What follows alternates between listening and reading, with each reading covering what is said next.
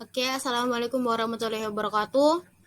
Di sini saya akan membahas materi dasar-dasar pendidikan, yaitu jalur, jenjang, dan jenis pendidikan.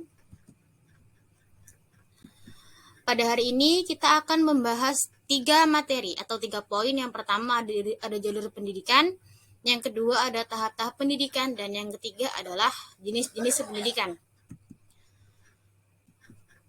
Materi pertama kita akan membahas tentang jalur pendidikan. Undang-Undang Republik Indonesia Nomor 20 Tahun 2003 Pasal 13 Ayat 1 dinyatakan bahwa jalur pendidikan terdiri dari pendidikan formal, pendidikan non-formal, dan pendidikan informal. Di sini kita akan membahas poin yang pertama, yaitu pendidikan formal. Pendidikan formal adalah jalur pendidikan yang terstruktur dan berjenjang yang terdiri atas pendidikan anak usia dini, TK atau RA, pendidikan dasar SD atau MI, pendidikan menengah SMP, MTS, dan SMA atau MA. Dan pendidikan tinggi yaitu universitas. Pendidikan formal terdiri dari pendidikan formal berstatus negeri dan pendidikan formal berstatus swasta. Ciri-ciri pendidikan formal antara lain di sini ada 4. Yang pertama yaitu tempat pembelajaran di gedung sekolah. Yang kedua ada persyaratan khusus untuk menjadi peserta didik. Yang ketiga itu kurikulumnya jelas. Yang keempat adalah materi pembelajarannya bersifat akademis. Oke, selanjutnya itu pendidikan non-formal. Pendidikan non-formal adalah jalur pendidikan di luar pendidikan formal yang dapat dilaksanakan secara terstruktur dan berjenjang. Hasil pendidikan non-formal dapat dihargai setara dengan hasil program pendidikan formal setelah melalui proses pendidikan penyetaraan oleh lembaga yang ditunjuk oleh pemerintah atau pemerintah daerah dengan mengacu pada standar nasional pendidikan, seperti lembaga kursus dan pelatihan, kelompok belajar, sanggar, dan lain-lain. Di sini ada 4 ciri-ciri pendidikan non-formal. Yang pertama ada tempat pembelajaran di luar gedung. Yang kedua kadang tidak ada persyaratan khusus. Yang ketiga adalah umumnya tidak memiliki jenjang yang jelas. Dan yang keempat atau yang terakhir adalah adanya program tertentu yang khusus hendak ditangani.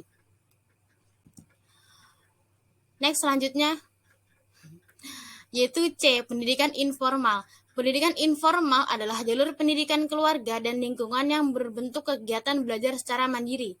Hasil pendidikan informal diakui sama dengan pendidikan formal dan non-formal setelah peserta didik lulus ujian sesuai dengan standar nasional pendidikannya, seperti pendidikan agama, budi pekerti, etika, sopan santun, moral, dan sosialisasi.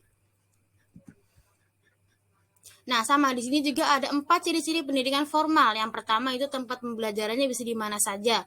Yang kedua tidak ada persyaratan apapun. Yang ketiga tidak berjenjang. Yang keempat adalah tidak ada ujian. Oke, singkatnya kita bisa pahami seperti ini. Pendidikan formal adalah jalur pendidikan yang terstruktur dan berjenjang. Pendidikan non-formal adalah jalur pendidikan di luar pendidikan formal yang dapat dilaksanakan secara terstruktur dan berjenjang. Dan yang terakhir ada pendidikan informal, adalah jalur pendidikan keluarga dan lingkungan yang berbentuk kegiatan belajar secara mandiri. Oke, yang kita akan membahas poin yang kedua, yaitu jenjang pendidikan. Tadi yang pertama adalah jalur pendidikan, yang sekarang adalah jenjang pendidikan.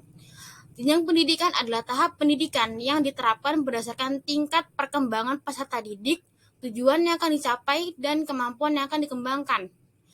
Jenjang pendidikan formal terdiri atas yang pertama ada sekolah dasar atau SD, yang kedua ada sekolah menengah pertama SMP, yang ketiga sekolah menengah atas atau SMA, dan yang keempat sekolah menengah kejuruan SMK, yang kelima madrasah aliyah kejuruan atau MAK, yang keenam itu perguruan tinggi. Nah, di Indonesia di sini ada beberapa jenis perguruan tinggi, antara lain itu ada akademik, politeknik, institut, universitas, dan sekolah tinggi. Dalam hal ini dapat disimpulkan bahwa Indonesia memiliki perguruan tinggi yang banyak dan tersebar di seluruh penjuru Nusantara. Yang ketiga ada jenis pendidikan. Yang A, pendidikan umum. Pendidikan dasar dan menengah yang mengutamakan perluasan pengetahuan yang diperlukan oleh peserta didik untuk melanjutkan pendidikan ke jenjang yang lebih tinggi. Yang kedua ada pendidikan kejuruan, yaitu pendidikan menengah yang mempersiapkan peserta didik untuk bekerja dalam bidang tertentu. Yang ketiga itu pendidikan akademik, pendidikan tinggi yang diarahkan terutama pada penguasaan dan pengembangan disiplin ilmu pengetahuan, teknologi, dan atau seni tertentu, itu dalam kurung program sarjana dan pasca sarjana. Itu selanjutnya ada pendidikan profesi, pendidikan tinggi yang diarahkan untuk mempersiapkan peserta didik agar memiliki pekerjaan dengan persyaratan keahlian khusus. Selanjutnya ada pendidikan vokasi, pendidikan tinggi yang diarahkan untuk mempersiapkan peserta didik agar memiliki pekerjaan dengan keahlian terapan tertentu, maksimal setara dengan program sarjana. Selanjutnya ada pendidikan keagamaan.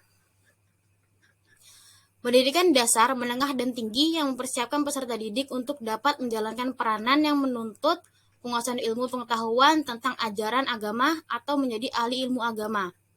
Itu saja. Yang terakhir ada pendidikan khusus, pendidikan yang diselenggarakan bagi peserta didik yang berkelainan atau peserta didik yang memiliki kecerdasan luar biasa yang diselenggarakan secara inklusif. Dalam pembahasan ini juga sama halnya dengan perguruan tinggi di Indonesia. Jenis-jenis pendidikannya pun banyak dari pendidikan umum sampai pendidikan khusus yang diperuntukkan oleh anak-anak berkelainan khusus. Selanjutnya ini adalah salah satu materi yang untuk mudah diingat. Yang pertama ada jalur pendidikan, yang kedua ada jenjang pendidikan, yang terakhir adalah jenis pendidikan. Baik, sekian materi dari saya. Kurang lebihnya, wassalamualaikum warahmatullahi wabarakatuh.